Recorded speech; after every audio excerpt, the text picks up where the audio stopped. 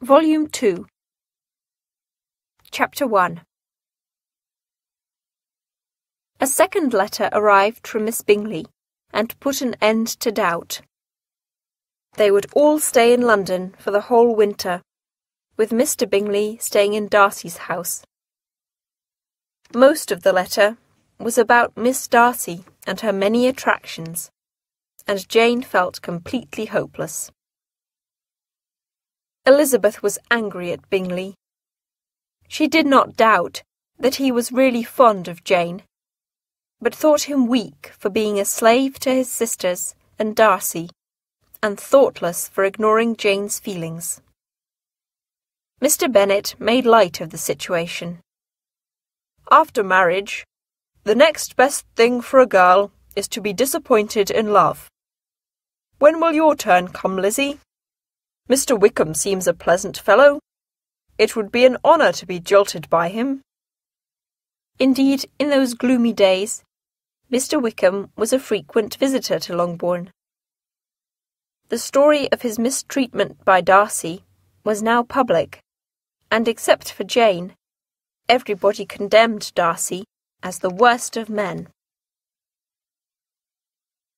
Chapter 2. At Christmas, Mrs. Bennet's brother and his wife came to stay at Longbourn. Mr. Gardiner was a sensible man, far superior to his sister in both his nature and his education, and Mrs. Gardiner was an elegant and intelligent woman, who had a great friendship with the two eldest of the Bennet girls. Elizabeth spoke to Mrs. Gardiner about Jane's recent misfortune with Mr. Bingley. "I am sorry it went off, but these things happen so often," exclaimed Mrs. Gardiner. "A young man like Mr. Bingley so easily falls in love with a pretty girl for a few weeks, but then, when accident separates them, so easily forgets her. It is no accident. It is the interference of his friends that has persuaded him to leave her," said Elizabeth. "Are you sure he really loved her?" "He was entirely engrossed by her, and became quite inattentive to others. At his own ball, he offended 2 or 3 young ladies by not asking them to dance. I spoke to him twice myself, without receiving an answer. Poor Jane! You would have laughed yourself out of it soon enough, but it may take her longer to get over it. Perhaps she might feel some relief if she came to visit us in London." The Gardiners spent a week at Longbourn, and during that time Mr. Wickham came to visit. Mrs. Gardiner felt suspicious of him, and watched him carefully. She felt a little uneasy about his relationship with Elizabeth, and warned her to be on her guard. "He is an interesting young man, but he has no fortune, and it would be imprudent to become deeply involved with him." "He is very agreeable, but I am not in love with him," replied Elizabeth. Mrs. Gardiner had once lived near Pemberley in Derbyshire, and discovered that she had many acquaintances in common with Mr. Wickham. She had known the late Mr. Darcy, but not his son, and had only heard it said that he was a proud, ill-natured boy. Chapter 3. The Gardiners returned to London together with Jane, and shortly afterwards Mr. Collins returned to Hertfordshire to be married. The day before the wedding, Charlotte came to see Elizabeth. "I shall depend on you writing often, Eliza, and promise to visit me in Hunsford."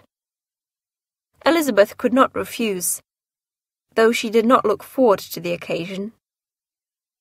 "My father and sister are to come in March. I hope you will come with them."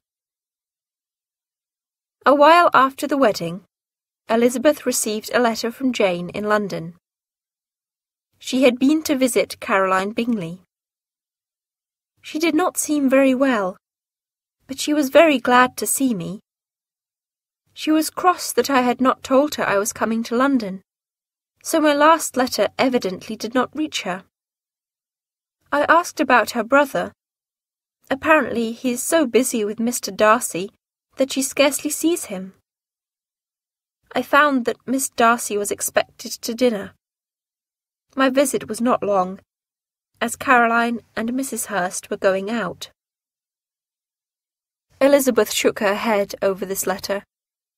It convinced her that Bingley would never learn that Jane was in London from his sister. 4 weeks passed, and Jane saw nothing of him. For a fortnight, she also saw nothing of Caroline Bingley, and could no longer be blind to her inattention. When Miss Bingley finally appeared, she was cold, and stayed only a short while. Jane wrote again to Elizabeth. My dearest Lizzie, I confess that I was entirely deceived by Miss Bingley's regard for me. She did not return my visit until yesterday, and when she came, she was completely altered. She did not say that she wished to see me again, and when she went away, I felt no wish to see her any longer.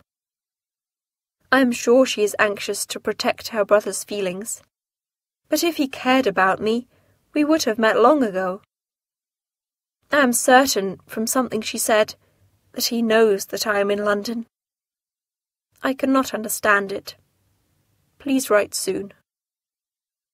Elizabeth felt annoyed, but also relieved that her sister would no longer be duped by Miss Bingley. She no longer had any expectation that Jane would see Mr. Bingley again. As for her own situation, Elizabeth informed Mrs. Gardiner that Mr. Wickham's affection for her had subsided, and that he was now the admirer of another young woman named Miss King, who had a fortune of £10,000. She was neither heartbroken nor angry, and sincerely wished him well.